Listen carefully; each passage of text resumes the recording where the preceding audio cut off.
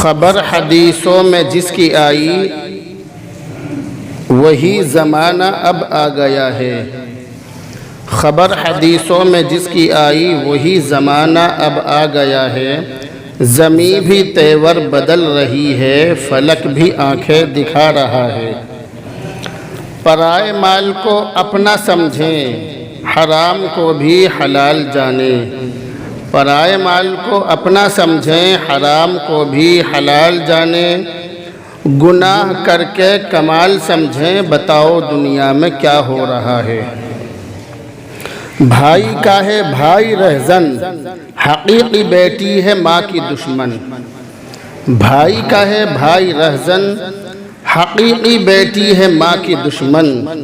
پسر نے چھوڑا پدر کا دامن، بہن کو بھائی ستا رہا ہے۔ عزیزان گرامی، محترم بزرگوں اور دوستوں اور اسلام کے غیور نوجوانوں، اللہ رب العزت نے دنیا کے اندر انسانوں کو پیدا فرمایا اور پیدا فرمانے کے بعد سب کو ایک دوسرے سے رابطے میں رکھا۔ ایک کا کام دوسرے سے چلتا ہے، کسی کا کام کسی سے حقوق کی وجہ سے چلتا ہے، یعنی میرا تمہارے اوپر حق ہے اس لیے تمہیں یہ کام کرنا پڑے گا۔ اور بہت سے کام بھائی بندی میں ہوتے ہیں کہ بھئی تو میرا بھائی ہے یا تو میرا دوست ہے، میرا یہ کام کر دے اللہ کے واسطے۔ بہت سے لوگ بندوق کی نوک پر اور زبردستی سامنے والے سے اپنا کام نکلواتے ہیں۔ تو دنیا کا یہ دستور ہے، دنیا کا یہ نظام ہے کہ دنیا کے اندر لوگ ایک دوسرے کے کام آتے ہیں اور ایک دوسرے کے کام کرتے ہیں، ایک دوسرے کے کام نکالتے ہیں۔ اللہ تعالیٰ نے دنیا کا نظام ہی کچھ اس طرح سے بنایا۔ تو بہت سی مرتبہ انسان دوسرے کے کام آتا ہے، دوسرے کے کام کرتا ہے، مگر کرنے کے بعد وہ احسان جتلاتا ہے کہ میں نے تمہارا فلاں کام کیا، تو اس کی وہ ساری محنت بیکار جاتی ہے۔ آدمی کسی کے اوپر کوئی احسان کرے، پھر احسان کر کے اس کو جتلائے، اس کو جتائے، تو یہ چیز اللہ اور اس کے رسول کی نظر میں ناپسند ہے۔ دنیا کے اندر لوگ ایک دوسرے کے کام آتے ہیں، ایک دوسرے کے کام نکالتے ہیں، مگر سچا اور صحیح انسان وہی ہے، انسانیت اسی میں ہے جو دوسروں کے کام آنے کے بعد اسے بھول جائے۔ نیکی وہ ہے کہ جس کو کرنے کے بعد انسان بھول جائے کہ ہاں میں نے کوئی نیکی بھی کی تھی۔ کسی زمانے میں کبھی اس سے ملاقات ہو تو وہ یاد دلائے کہ ہاں تم نے میرے اوپر احسان کیا تھا، ہمارے یاد نہ ہو کہ ہم نے تمہارے اوپر کوئی احسان کیا تھا۔ یہ انسانیت ہے۔ مگر آج کا دور وہ ہے کہ آدمی سامنے والے کے کام آتا ہے اور کام آنے کے بعد پھر احسان فراموشی کر دیتا ہے۔ دوسرے کے کام آتا ہے اور کام آنے کے بعد پھر سب کے سامنے جتلاتا ہے، سب کے سامنے اس کو ذلیل کرتا ہے۔ یہ دنیا کے اندر چل رہا ہے اور چلتا ہے۔ لوگ ایک دوسرے کو نیچا دکھانے کی پوری کوشش کرتے ہیں۔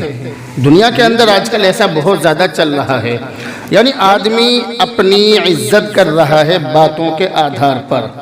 آدمی اپنی باتوں کے ذریعے سے سامنے والوں کی نظر میں نمبر بنانے کی کوشش کر رہا ہے۔ آدمی باتوں سے اپنا وجود بنا رہا ہے، باتوں سے۔ وجود بنتا ہے کام کرنے سے، اور انسان وجود بنا رہا ہے باتوں سے۔ تو باتوں سے جو وجود بنتا ہے اس وجود کا کوئی وجود نہیں ہوتا، اور کام سے جو وجود بنتا ہے اس وجود کا وجود ہوتا ہے۔ جو ہم اپنی بات کسی کی نظر میں اپنی باتوں سے بنائیں گے وہ وجود کبھی بھی ختم ہو سکتے ہیں، لیکن سامنے والے پر احسان کر کے اور سامنے والے کے کام آ کر جو ہم اپنا وجود بنائیں گے وہ دنیا میں بھی ہمارے کام آئے گا اور مرنے کے بعد آخرت میں بھی ہمارے کام آئے گا۔ اللہ تعالیٰ نے انسان کو مال دیا ہے، اللہ تعالیٰ نے انسان کو اولاد دی ہے، اللہ تعالیٰ نے انسان کو بہت ساری نعمتیں دی ہیں۔ ان تمام نعمتوں کا مقصد یہ ہے کہ اللہ تعالیٰ بندے کی آزمائش کرنا چاہتا ہے۔ قرآن کریم کے اندر صاف طور سے لکھا ہے وَاعْلَمُوا أَنَّمَا أَمْوَالُكُمْ وَأَوْلَادُكُمْ فِتْنَةٌ، کہ اے لوگو جان لو سمجھ لو کہ تمہارا مال اور تمہاری اولاد فتنہ ہے۔ یہ جو لفظ فتنہ ہے یہ اردو زبان میں فتنہ کے معنی ہے فتنہ فساد پھیلانا، مگر یہ لفظ عربی زبان کا ہے وَاعْلَمُوا أَنَّمَا أَمْوَالُكُمْ وَأَوْلَادُكُمْ فِتْنَةٌ۔ اس لفظ کو جب اردو میں بولتے ہیں تو فتنہ فساد کے لیے بولتے ہیں، لیکن عربی زبان میں اس لفظ کے بہت سارے معنی ہیں، اس لفظ کو بہت ساری چیزوں میں عربی زبان میں استعمال کیا جاتا ہے۔ تو قرآن کریم کے اندر اللہ تعالیٰ یہ ارشاد فرما رہا ہے کہ اے لوگو جان لو تمہارا مال بھی تمہاری اولاد بھی تمہارے لیے آزمائش کا ذریعہ ہے۔ فتنہ کا مطلب ہے آزمائش کا ذریعہ، یعنی مال دے کر اولاد دے کر انسان کو آزمایا جاتا ہے۔ اللہ نے مجھے مال دیا تو وہ مجھے آزما رہا ہے، اللہ نے آپ کو مال دیا تو وہ آپ کو آزما رہا ہے کہ یہ شخص مال لے کر اپنی اوقات میں رہتا ہے یا اوقات سے باہر نکل جاتا ہے۔ مال لے کر یہ انسان مال کمانے کے بعد غریبوں کو کیڑا مکوڑا سمجھتا ہے یا اپنے جیسا ہی انسان سمجھتا ہے۔ قرآن کریم صاف طور سے اس لفظ کو بیان فرما رہا ہے کہ تمہارا مال اور تمہاری اولاد آزمائش کا ذریعہ ہے۔ اولاد کے ذریعے سے مال کے ذریعے سے انسان کو آزمایا جاتا ہے۔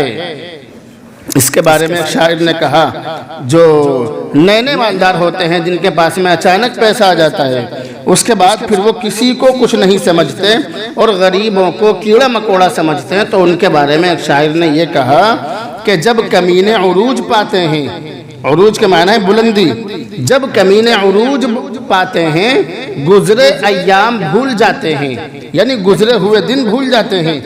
کتنے کم ظرف ہیں یہ غبارے چند سانسوں میں پھول جاتے ہیں، انہیں تھوڑی سی ہوا کیا لگی اپنی اوقات بھول جاتے ہیں۔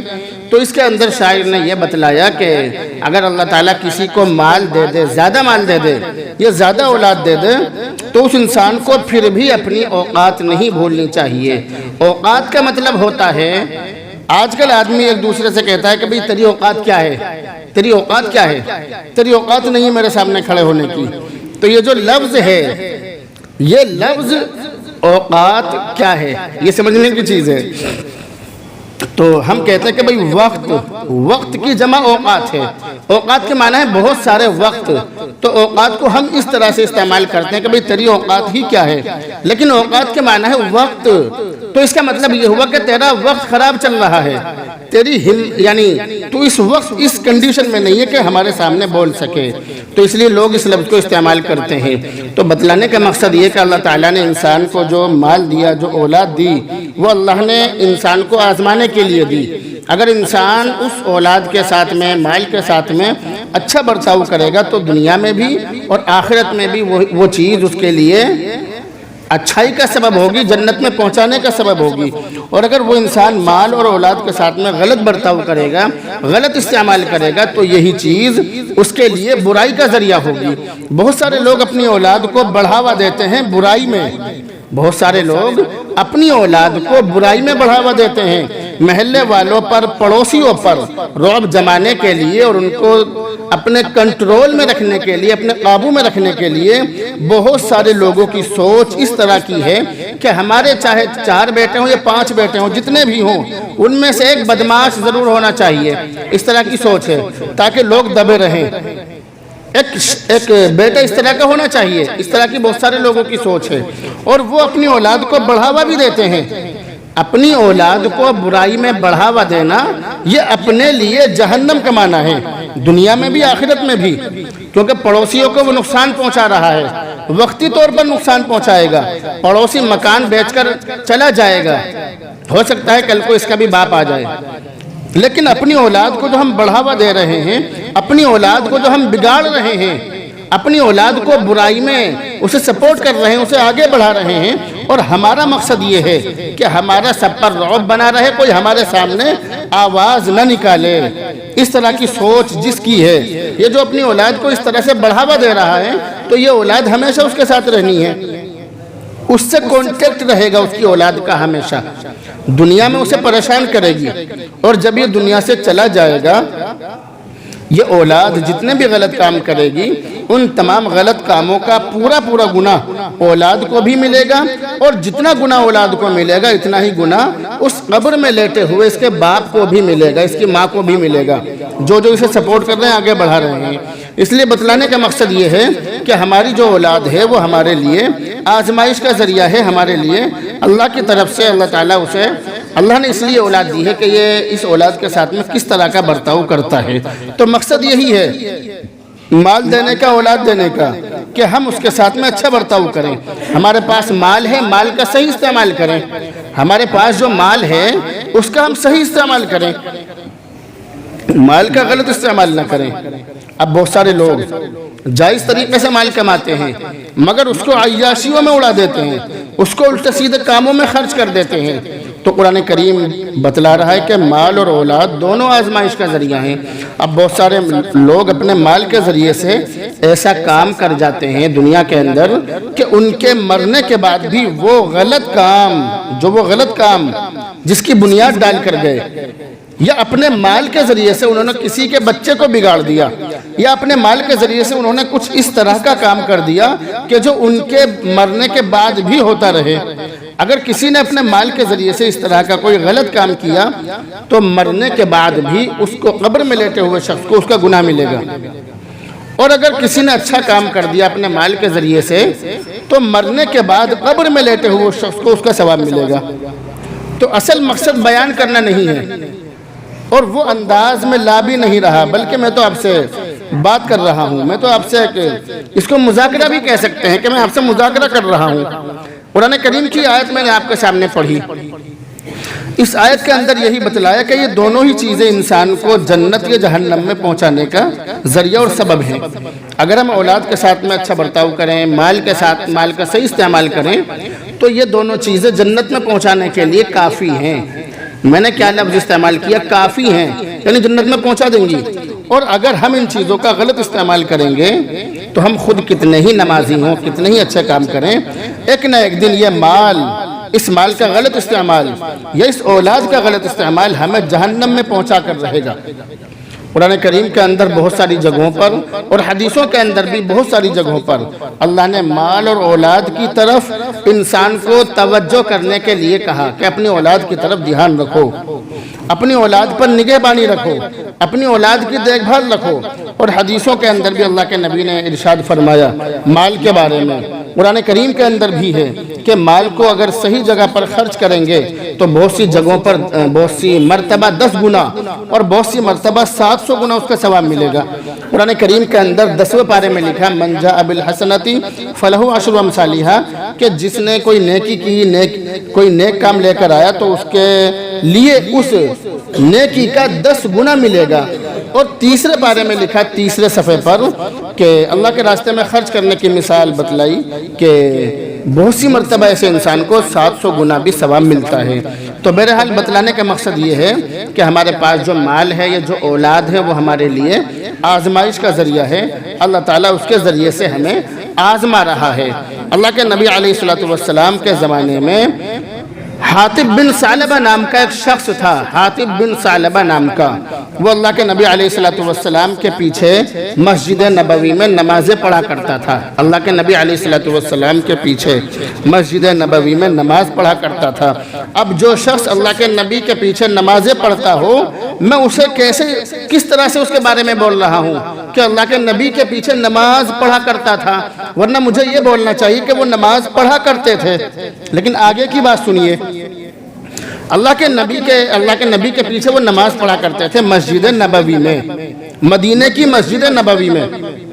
اللہ کے نبی کے پاس ایک دن وہ آئے اور آنے کے بعد اس آدمی نے یہ کہا، حاطب بن ثعلبہ نے، اے اللہ کے نبی میرے لیے دعا کر دیجئے کہ میں مالدار ہو جاؤں، میرے لیے دعا فرما دیجئے کہ میں مالدار ہو جاؤں۔ اللہ کے نبی نے اس سے کہا کہ مالداری اچھی چیز نہیں ہے، جو تیرے پاس جتنا مال ہے کافی ہے۔ وہ جو حاطب بن ثعلبہ تھا وہ بکریاں چراتا تھا جنگل میں، تو اللہ کے نبی نے اسے سمجھایا لَإِنْ آتَانَا مِنْ فَضْلِهِ لَنَصَدَّقَنَّ وَلَنَكُونَنَّ مِنَ الصَّالِحِينَ، کم مال جو تمہارے پاس میں ہے وہ کافی ہے، زیادہ مال کے چکر میں پڑنے کی ضرورت نہیں ہے۔ کم مال جو تمہارے پاس ہے وہ کافی ہے، زیادہ مال کے چکر میں مت پڑو۔ وہ ضد کر کے بیٹھ گیا، اللہ کے نبی میرے لیے دعا کر دیجئے، میرے لیے دعا کر دیجئے، میں تو مالدار ہونا چاہتا ہوں۔ اللہ کے نبی نے جب یہ دیکھا کہ یہ آدمی ضد پکڑ چکا ہے تو اللہ کے نبی نے اس کے لیے دعا فرما دی۔ اللہ کے نبی اگر کسی کے لیے دعا کر دیں تو اس کی دعا، اللہ کے نبی کی دعا رد نہیں ہو سکتی۔ اگر کسی کے بارے میں ہاتھ اٹھا دیں تو وہ دعا ضرور قبول ہو کر رہے گی۔ اللہ کے نبی نے اس کے لیے دعا کر دی، وہ مالدار ہو گیا۔ اللہ کے نبی کے پیچھے وہ 5 وقت کی نماز پڑھتا تھا مسجد نبوی میں، 5 وقت کی، مگر مالدار ہوتا گیا اور زیادہ بھیڑ بکریاں اس نے خرید لی۔ اب اتنی ساری بکریاں ہو گئی، اتنی ساری بکریاں ہو گئی کہ مدینے کے اندر اسے کہیں جگہ نہیں ملی بکری رکھنے کے لیے۔ اس نے یہ کیا کہ مدینے کے باہر ایک فارم ہاؤس اس نے بنا لیا، بہت بڑا میدان، بہت بڑی جگہ، کھیتی باڑی کی جگہ اس نے خریدی اور وہاں پر اپنی بکریوں کو، بھیڑوں کو رکھنے لگا۔ اور اس کے بعد اس نے پہلے تو 5 وقت کی نماز پڑھتا تھا، اب اس نے یہ کیا کہ دن میں کسی وقت کی نماز مل گئی تو ٹھیک ہے، نہ ملی تو کوئی بات نہیں، ایسا ہونے لگا۔ اس کے کچھ دنوں کے بعد پھر یہ ہونے لگا کہ وہ اللہ کے نبی کے پیچھے صرف جمعے کی نماز پڑھتا تھا، بس جمعے کی، بس 5 وقت کی نمازیں پڑھنی چھوڑ دی، بس جمعے کی نماز پڑھنے لگا۔ اب کچھ دن یہ ہوا کہ بس اس نے جمعے کی نماز پڑھنی بھی چھوڑ دی، نمازیں پڑھنی اس نے بالکل چھوڑ دی، اللہ کے نبی کے پاس آنا ہی چھوڑ دیا اس نے۔ کچھ دنوں کے بعد اللہ کے نبی علیہ السلام کے جو زکوٰۃ لینے والے جو صحابہ کرام تھے وہ اس کے پاس گئے زکوٰۃ لینے کے لیے، تو اس نے یہ کہا ان صحابہ کرام سے، انہیں بہت الٹا سیدھا کہا، ان پر بہت الٹی سیدھی باتیں کہیں، جو اس کے منہ میں آیا اس نے وہ کہا، اور یہ کہا کہ یہ سارا مال میری اپنی محنت کا کمایا ہوا ہے، تم جاؤ میں تمہیں زکوٰۃ نہیں دوں گا۔ وہ چلے گئے، جا کر اللہ کے نبی سے کہا تو اللہ کے نبی نے 3 بار یہ کہا وَيْحَ ثَعْلَبَ وَيْحَ ثَعْلَبَ وَيْحَ ثَعْلَبَ، یعنی ثعلبہ تو برباد ہو گیا، ثعلبہ تو برباد ہو گیا، ثعلبہ تو برباد ہو گیا۔ یہ بات اللہ کے نبی نے 3 بار کہی۔ اس مجلس میں جب اللہ کے نبی نے یہ بات کہی تو ثعلبہ کے کچھ رشتہ دار بیٹھے ہوئے تھے، ایک رشتہ دار وہاں سے اٹھا اور جلدی سے سواری لی اور اس کے پاس پہنچ گئے اور یہ کہا اللہ کے نبی نے تیرے لیے بد دعا کی ہے۔ بس وہ سن کر کھیل گئے، کیا ہوا؟ وہ فوراً بہت سارا مال لے کر اللہ کے نبی کی خدمت میں پہنچا اور یہ کہا اللہ کے نبی میری زکوٰۃ قبول کر لیجئے۔ اس کے آنے سے پہلے اللہ کے نبی کو یہ بات وحی کے ذریعے سے بتائی جا چکی تھی کہ یہ شخص جو تمہارے پاس آ رہا ہے یہ اخلاص کے ساتھ نہیں بلکہ نفاق کے ساتھ آ رہا ہے، اس کے دل کے اندر نفاق بھرا ہوا ہے، کفر بھرا ہوا ہے، یہ صرف ڈر کی وجہ سے تمہاری بد دعا سے بچنے کے لیے آ رہا ہے۔ اب جب یہ اللہ کے نبی کے پاس پہنچا، اللہ کے نبی سے اس نے بہت خوشامد کی۔ اللہ کے نبی نے کہا کہ نہیں، تمہاری زکوٰۃ اب قبول نہیں کی جائے گی، جاؤ واپس چلے جاؤ۔ اللہ کے نبی نے اسے بھگا دیا، وہ چلا گیا۔ اللہ کے نبی کے بعد جب حضرت ابو بکر صدیق رضی اللہ تعالی عنہ کا زمانہ آیا تو حضرت ابو بکر کے زمانے میں بھی وہ زکوٰۃ کا بہت سارا مال لے کر ان کے پاس آیا اور یہ کہا اے ابو بکر صدیق تم میری زکوٰۃ قبول کر لو اللہ کے لیے۔ تو انہوں نے یہ فرمایا کہ جو چیز اللہ کے نبی نے دھتکار دی ہو، اللہ کے نبی نے قبول نہ کی ہو، میں اسے کیسے قبول کر سکتا ہوں؟ وہ چلا گیا۔ حضرت ابو بکر صدیق رضی اللہ تعالی عنہ کے بعد جب زمانہ آیا حضرت عمر فاروق کا تو وہ شخص حاطب بن ثعلبہ پھر زکوٰۃ کا مال لے کر حضرت عمر کے پاس پہنچا۔ حضرت عمر نے بھی یہ کہا کہ جس مال کو اللہ کے نبی نے قبول نہ کیا ہو، حضرت ابو بکر صدیق نے قبول نہ کیا ہو، میں اسے کیسے قبول کر سکتا ہوں؟ انہوں نے بھی اسے بھگا دیا، چلا گیا۔ اس کے بعد جب ان کا بھی انتقال ہو گیا تو پھر زمانہ آیا حضرت عثمان غنی رضی اللہ تعالی عنہ کا۔ جب وہ خلیفہ بنے تو ان کے زمانے میں وہ حضرت عثمان کے پاس نہیں پہنچ پایا تھا کہ اس کا پہلے ہی انتقال ہو گیا۔ اس واقعے سے بتلانا یہ مقصد ہے کہ مال کا غلط استعمال، کنجوسی یا مال کو بچا کر رکھنا یا مال کا غلط استعمال کرنا یہ انسان کے لیے ہلاکت کا سبب ہے۔ اور اللہ کے نبی نے ایک حدیث کے اندر یہ ارشاد فرمایا، ایک صحابی جنہوں نے اللہ کے نبی سے اس حدیث کو سنا وہ قسم کھا کر کہتے ہیں کہ اللہ کے نبی نے قسم کھا کر یہ ارشاد فرمایا کہ صدقہ دینے سے مال کم نہیں ہوتا، آدمی اللہ کے راستے میں جتنا خرچ کرے گا اس کا مال کبھی بھی کم نہیں ہوگا۔ اللہ رب العزت سے ہم دعا کرتے رہیں، اللہ رب العزت عمل کی توفیق نصیب فرمائے۔ ابھی